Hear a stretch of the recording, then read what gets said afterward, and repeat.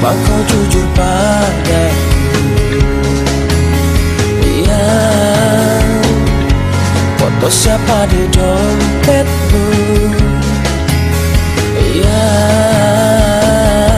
Kok kamu diam begitu sayang?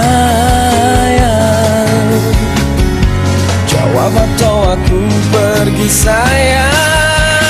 Aku tak mau bicara sebelum kau cerita semua. Apa maumu, siapa dirinya, tak betah bila ada yang lain. Jangan hubungiku lagi, ini bisa jadi yang terakhir. Aku ngerti kamu, kau tak ngerti aku, sekarang atau tak selamanya.